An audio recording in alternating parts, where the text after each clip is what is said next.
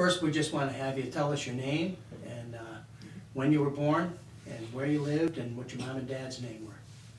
My name is Yolanda Campominosi.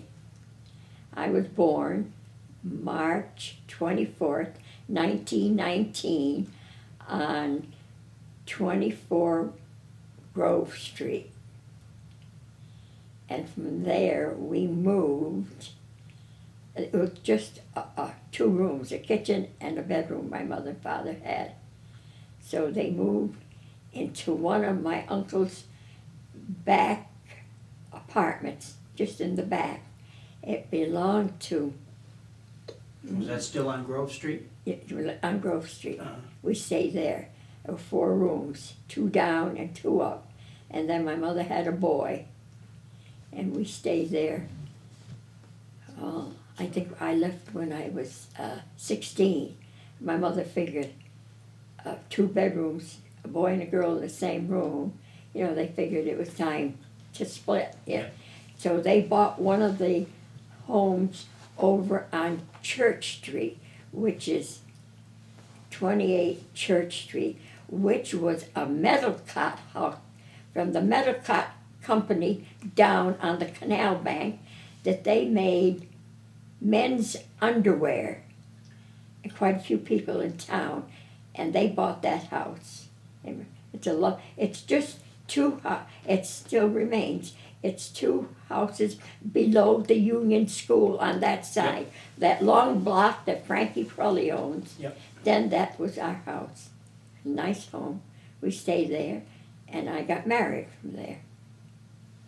And where did you go to school?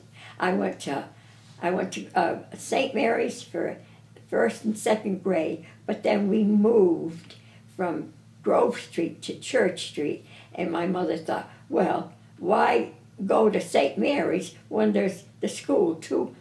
There was a house between us and the school, right. Union School, and I graduated from Union School, grammar school. Then I went to Windsor Locks High. Was that right up there on Church Street That also? was right next to the grammar school, Okay. Union School. Yep. There was a big, tall building with stairs, you could see, and that was Windsor Locks High. But then the town got bigger. They built the high school in the back, which is now. Mm-hmm. Now it's a middle school. Now it's the middle school, Right. and then they built Windsor Locks High over up on what street is it? South Elm. Yeah, no, but the first high school, well, was in right next to Union School, but it wasn't big enough to hold us all, so that's when they built that. Where the town hall is was Windsor Locks High. Okay, and you graduated in you were born in 1919. 1919. And you graduated when? What year? 18 years later? Yeah. Okay. And what else can I tell you? Were you working when you were a young woman? Did you work? Yeah, well, the war was just beginning, and I got a job at Hartford. I worked at the Arrow Hart Hegerman in Hartford. But then it was a ranch down on Broad Street, and we made switches. And I worked in a department that I worked on relays, small relays, in an air-conditioned room, and I tested them. And you tested them 3 times, and if they came right 3 times, then you would, with a little pen, you would carve into the metal in the back your initials. And the boss would say to you, I think he'd try to put a scare into it, he'd say, don't forget, you girls, you're testing these switches. They're going on bombers. They were as big as a pack of cigarettes, a relay. And we put them into this machine, and it was Baker, and we push them into this machine, and we test them 3 times. They came out 3 times. That's when you signed them. There were about 48 in a tray, and they would go off to some fellows, and they'd test them. But they were all little switches, not very big. They went on bombers. worked there all during the war. Now, when Nice, you, clean job. And air conditioned. We had to work in the air conditioning. The temperature had to be at the same degree all the time. We go in and that's what it was, winter and summer. okay. How did you get there when you went to Harvard? Oh, By the bus or the train? no, it was hard. I rode with in a car. Freddie Francia from Whiten Street drove, and there were 6 or 7 of us. It was hard. Either you had to go down on the train early in the morning. They worked there. They drop you off, and then they pick you up at night, and you paid them weekly. And that's when everything was booming. The Hartford, the aircraft was over in East Hartford. There was Arrow, Hart, and Hegerman. There was Hartford Machine and Screw. They made the screws. All the factories were in that vicinity, and we were the workers during the Second World War. Rosie the Riveter, we were called. Remember they used to call us? Yep. Yeah. Now, as you were growing up in town, you were just telling me a couple of minutes ago that you used to go swimming up at the basin and you'd walk up the railroad tracks. Can you tell us a little bit? Walk up the railroad tracks. Well, it was shorter to go that way because otherwise you had to go up North Main Street out onto, Fairview? what's that street that crosses from North Main to where the VFW is? Fairview. Fairview Street. And that was this was shorter. You'd get there quicker. But it was hot. And then the danger of you'd walk along up the train. Well, we never met the trains too many times. But it was, But we'd go up, we'd cool. And the basin, it was a dirty, muddy water. Mm-hmm. But we didn't have a pool. They had a pool. And I told you that Silk Boy, I can't remember, he climbed the gate, I remember, and he got in and he went in swimming and he drowned. They closed it up for a long time. We didn't have a pool in town for a long time. Then they built the pool that's in the park now that they still use. They did that long time after I grew up. Where was the first pool? The one where he climbed over the fence? Down on Center Street in the hollow there? In the hollow, and then they used to skate there in the winter. Eagle Scouts used to dam it up and freeze it. Well, I don't know what they did. As Yeah. I grew up, I didn't care. It was an ice skating But rink, yeah. my mother, you want to laugh? I said the metal cut downtown. They used to make men's underwear out of wool. Yeah. They had men cutting it, and then the girls used to sew them and all. And she got a piece of wool, and she made me a bathing suit to go swimming. Well, it was off-white, tan, Well, when you went in that water, you brought it home, it turned brown. It was a mud hole. Yeah. And Alan Pease, that lived down here, he was going to college, I think, and he got that. He was a lifeguard, and he was a lifeguard. He'd open up about 1 o'clock, it was locked. You didn't pay anything. There was a swimming pool. I think they built, unless if they threw it down, there was a swimming pool. You had, girls' side and the boys' side. You go in and change your clothes and put your baby. But it was dirty, muddy water. I don't know how we never got sick. Well, a polio broke out that year. A couple of kids in town, and they thought maybe, Now, right up towards Main Street where that swimming pool was That's the other pool they built. They pulled it up right where the park is, and they played baseball. They still use that pool. Oh, yeah, yeah. But you grow older and you don't care. There was a nice pavilion in the town, and this is going back. John Oates, Frankie Devlin, I don't know, fellas that all played instruments started a band. And they used to have, I don't know if it was Tuesday or Wednesday, they'd let the sides down on the pavilion and they'd dance. And they used to have a band and they'd dance. Up in the park? Yeah. Okay. Yeah. But then, those fellas were interested they got married and everything, and you lose the, you know, Yeah. other kids come in and different things. But Now, your mom and dad, your mom's name was what? my mother's name was Sylvia Zucchelli, and my father's name was Anthony Campominosi. My father, Mrs. Prelly, was my father's brother and Sister. and my father came to Windsor Locks because she was here. He got married with my mother, but they came here to live. And they came in, I was born 1919, they probably came up 1917. And they got a couple of rooms, and I was born at the old house, which is still there. My uncle had a store there, 24 Grove Street. And I was born in that house. They had a kitchen, she said, and a bedroom. And I was born in one of those rooms.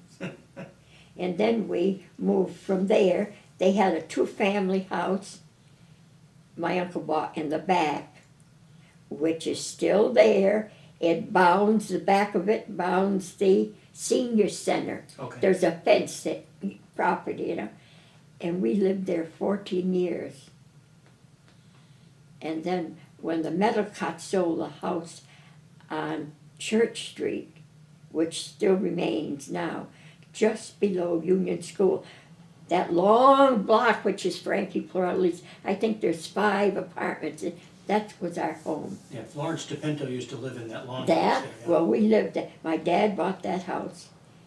He remodeled, it was lovely. The lady that was the superintendent of the Medalcott lived in there.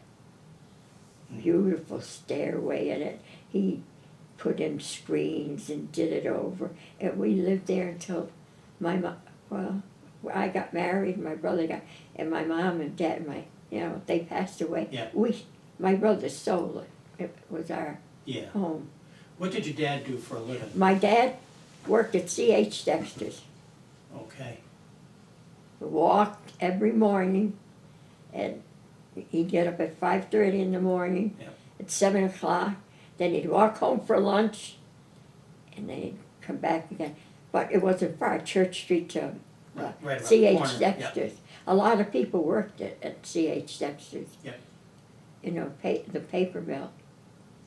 Now, as you grew older then, did you know Aldo when you were growing up? No. There was an A&P downtown, On the corner of Church and Main? just beyond Church and Main, on the corner of Church Street, right there in the corner. There was a building, brick building, and Kane's drugstore was there. Then in that building, there was the town clerk's office. And beyond that, there was a little, like a little shack or something. Hoisty Aslan used to work. He'd sell newspaper, it was a newsstand. Then you went up further. There was a Finest, and then they closed it.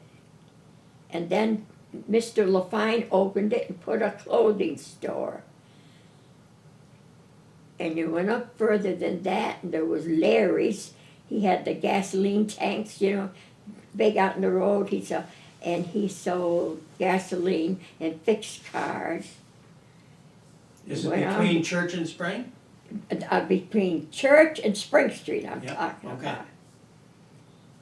And then in there was Sisiski's Meat Market, a small Finest, Sifreto's Meat Market, and then, which was the corner building, was the bank, Windsor Locks Bank. Mm-hmm. Nice building. Upstairs, over it was the library, hairdressers. Up above them went there were apartments. I can visualize it. You know, you cross the road, which Went to Marconi's building. yeah, well, that did take it. I can't think of who was in it before. Then Wuzzy and Louie and Johnny opened up the The luncheonette, the luncheonette, what did they call it? Marconi's luncheonette, and everybody called it Marconi's. Wuzzies. Yeah, Wuzzies. Yeah, You'd go down, they kept, if they skipped school or something, what are they, down to Wuzzies? yeah, that's right. And that, people have called that the Masonic building. Yeah, upstairs, Yeah. there was a Masonic hall. Okay, And up in the back was Sandy's, and you know that picture that you've got of all those men with beards and Yeah. everything? Upstairs over there was a hall, and they had meetings. All men, it was an Italian men's society. I still got that picture to give you back. They were upstairs, okay. and Sandy was downstairs in a little corner. Now, do you remember this A&P? This is the one Aldo worked in. Yes. Yeah, and that's Jimmy Riley. Don't know. No. I think I got their names on the back on a piece of paper. Is this downtown? It's not, because there was an A&P over in Warehouse Point like that too. Oh, you know? really? I didn't Yeah, know that. right, yeah, yeah. Hold on, I'll get you the names I've got here. No, but I'll tell you how I.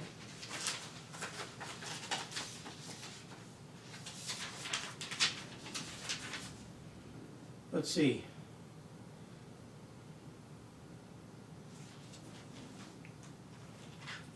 That was the old A&P. Wrong note.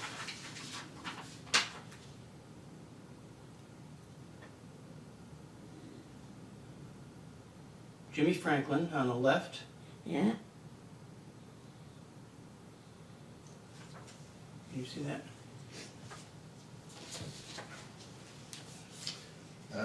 Jimmy Riley? See, Jimmy Franklin and Jimmy Riley. They were the originals. And there wasn't that the man for Tony Villa. He was the man on the meat counter. Okay. Is his name there? Eddie A&P, near Church Street. Aslan's Newsstand. He was, Ashland. he was a bookie. Yeah. Well, I didn't want to say that, but Kane's Building, Church and Main. yep. And the town hall was the Kane's drugstore, and then there was the town hall. Okay, in the A&P here you have Tony Villia, Yeah, did I tell you? manager, Tony Joe Villa. Balboni, Yeah. and George Fish. Fish, Oh, my brother-in-law. your brother-in-law. He Okay. married my sister-in-law. And that's, Yeah, that was the only. Well, how you know? We moved over to Church Street, and my mother wanted red Circle coffee, and she'd say to me, "Yolanda, go down the A&P and get me a pound of red Circle coffee." I'd go in and get the coffee. Aldo was the manager of the fruit stand yeah. at the A&P. Okay, so that's on the corner of Church and Main. No, it's No? not. It was beyond. There was Canes, Oh, okay. Hoisties, Yep.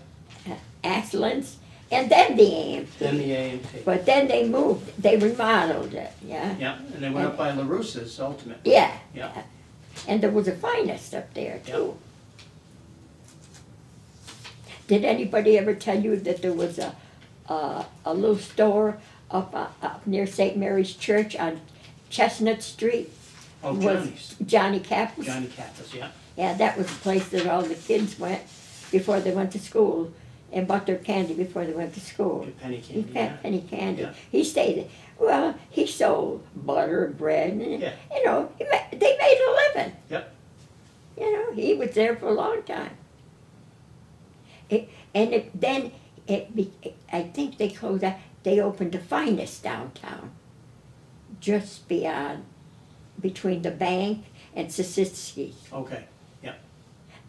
They were all, and to tell you, I was born up in the back up there, up on that hill of Main Street. I'm born on Grove Street, but then my mother and father moved there. Mhm. And there's a picture of me overlooking the hill, which is Main Street. You can just, you know, You have that picture? yeah, I ain't giving it to you though. I got a diaper on, losing my Oh. pants and that. No way! I don't remember getting that. No, you didn't get it because nobody got it. Oh, okay. Do you have it still? I think so, if it's up in the attic and, Yeah. Oh, I didn't know you had more pictures, because I took the ones that you had in here to copy, the ones of Aldo oh, in yeah, front of the store and all, yeah. oh, So if yeah. you've got pictures up in the attic, we'd be interested in them. There's one of you know, little pictures of us kids, my Sure. mother. Oh, that'd be great. I'm telling you. Now, Hold on, hold